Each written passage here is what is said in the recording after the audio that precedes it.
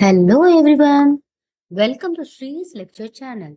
I am Sridevi Ganesan, Assistant Professor, Department of Pharmaceutics, Wales Institute of Science, Technology and Advanced Studies, Pallavaram. Welcome to today's lecture. In this session, we will explore the history of pharmacy profession, tracing its remarkable journey from ancient times to the modern era.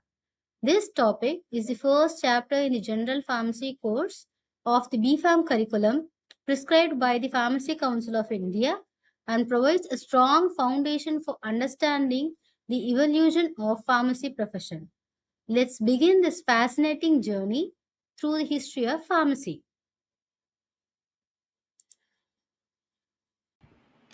Before the modern pharmaceutical industry emerged, healthcare in India was deeply rooted in nature. As shown in this slide, India's drug evolution is a remarkable journey from the wisdom of Vaidyas to the scientifically advanced pharmaceutical industry we know today. In ancient India, medicines were primarily prepared from plants, animals, and minerals. These natural resources served as the foundation of traditional healing practices. The preparation of medicines was carried out by experienced practitioners known as Vaidyas. They possessed extensive knowledge of medicinal herbs, methods of collection, processing techniques, and preparation of herbal formulations. Interestingly, this valuable knowledge was passed down from one generation to another within the family. It was treated as a closely guarded tradition rather than being openly shared or formally documented. At that time, there was no scientific methods to standardize medicines. The quality, strength, and purity of drugs depended largely on the experience and skills of the Vaidya preparing them. As centuries passed, India came under the rule of different dynasties and foreign powers, and each period influenced the country's healthcare system. During the Muslim rule, the traditional Indian system of medicines experienced a decline, while the Unani tib system, introduced from the Arabic and Persian traditions, became increasingly popular. Later, during the British rule, the allopathic or English system of medicine was introduced into India. By 19th century, allopathic medicine had become widely accepted, especially in urban areas. During this period, almost all medicines used in India were imported from Europe as the country had very limited pharmaceutical manufacturing of its own. The real transformation began in the earlier 20th century, marking the birth of India's modern pharmaceutical industry. In 1901, the Bengal Chemical and Pharmaceutical Works was established in Calcutta by the renowned scientist Acharya Parfula Chandra Rai, often regarded as the father of Indian chemistry. This was the India's first indigenous pharmaceutical company and laid the foundation for the country's pharmaceutical manufacturing sector. In 1903, Professor T.K. Gujjar established a small pharmaceutical manufacturing unit at Parel, Bombay, further strengthening indigenous drug production. A few years later, in 1907, Professor Gujjar played a key role in establishing the Alembic Chemical Works at Baroda, one of India's earliest pharmaceutical companies that continues to be a prominent name in the pharmaceutical industry today. These pioneering efforts marked the beginning of India's journey from traditional medicine to a scientifically organized pharmaceutical industry, paving the way for the country to become one of the world's largest producers of medicine. In the next session, we will continue exploring the important milestones that shaped the pharmacy profession in India. Let us now move to another important milestone in the history of pharmacy in India, the awakening of drug control. The First World War completely changed the pharmaceutical landscape in our country. Until then, India depended heavily on imported medicines. However, The war exposed the risk of relying entirely on foreign countries for essential drugs.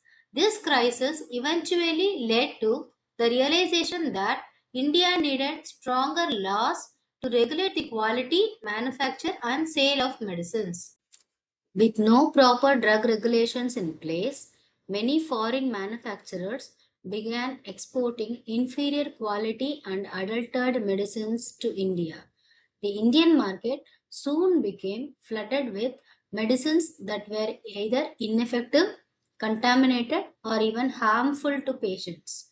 Adding to the problem, many of these medicines were sold by unqualified and untrained individuals who lacked the knowledge to store, dispense, or advise on their proper use.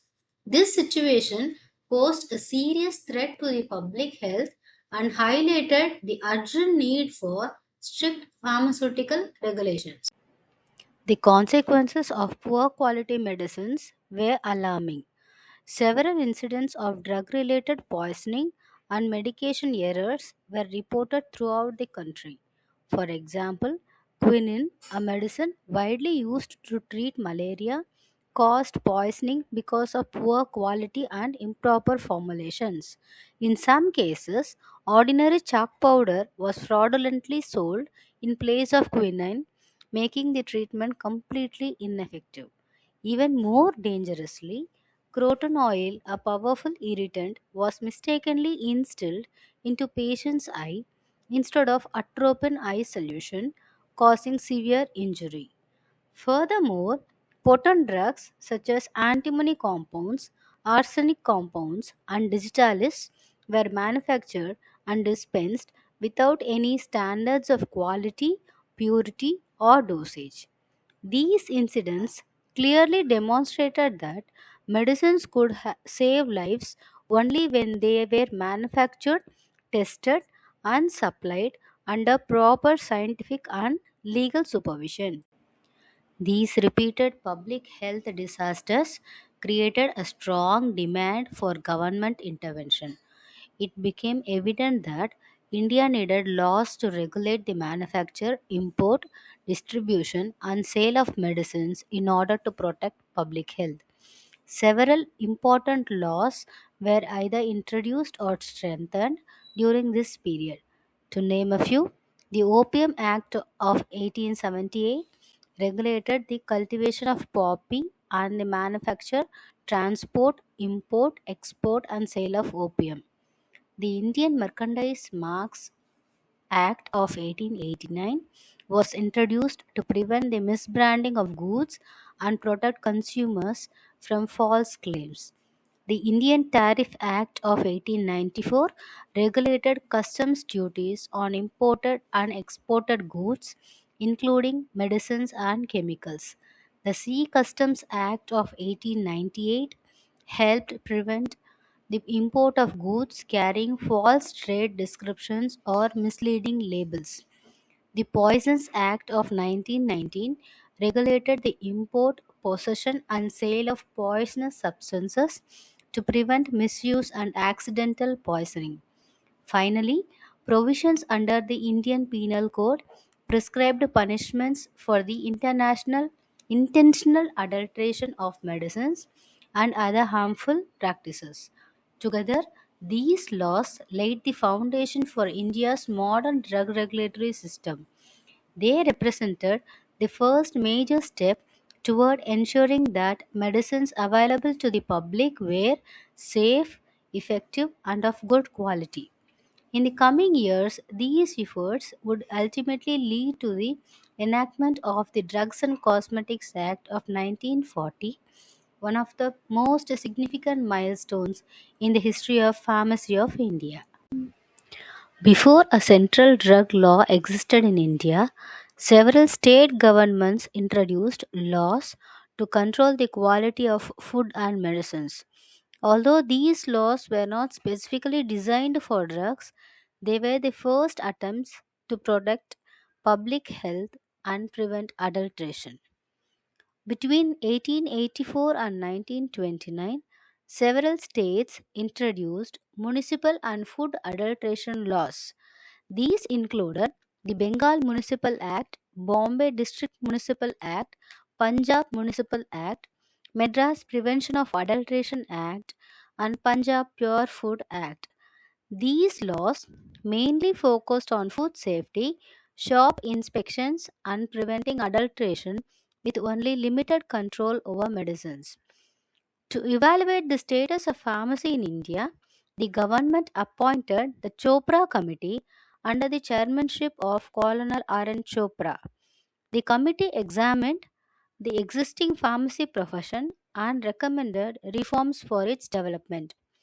In 1931, the committee reported that India had no recognized pharmacy profession. Medicines were mainly prepared and dispensed by people known as compounders who had no formal pharmaceutical education.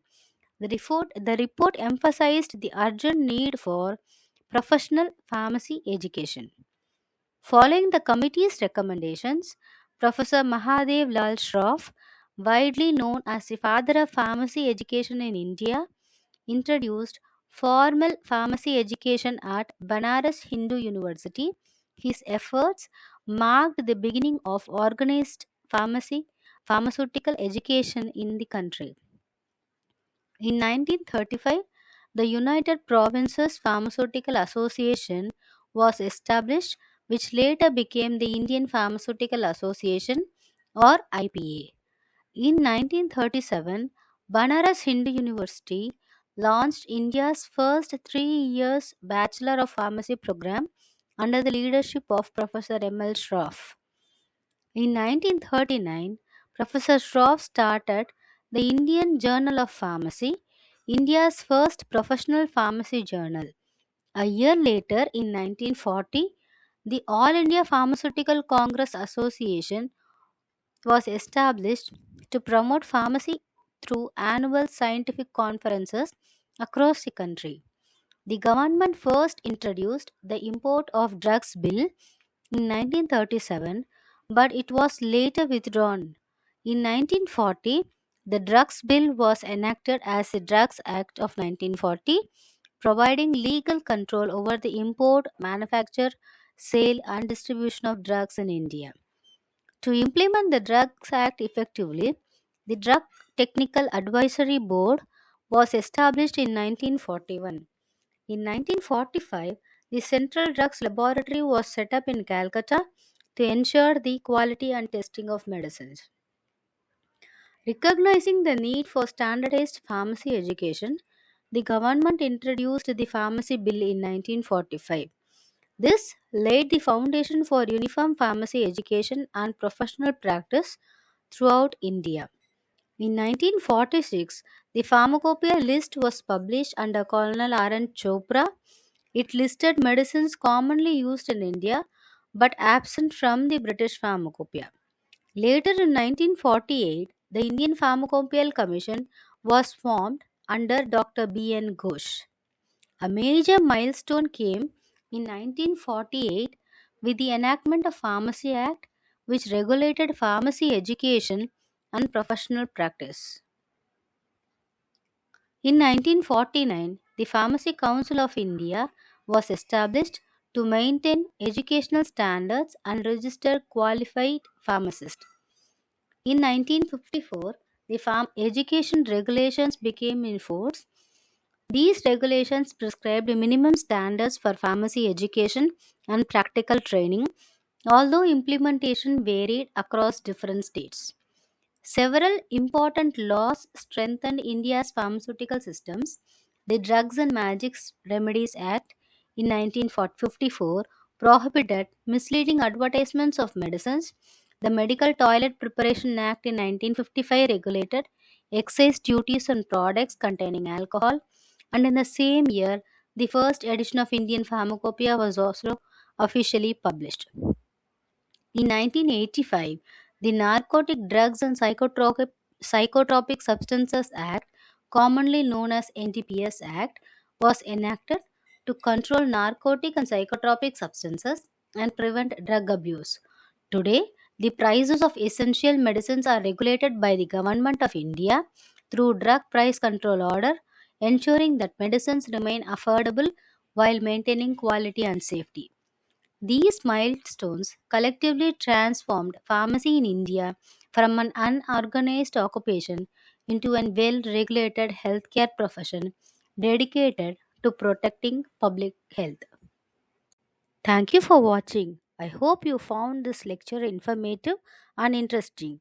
Let us meet again in the next video with another exciting topic to learn and discuss. Until then, keep learning and stay curious. Bye bye.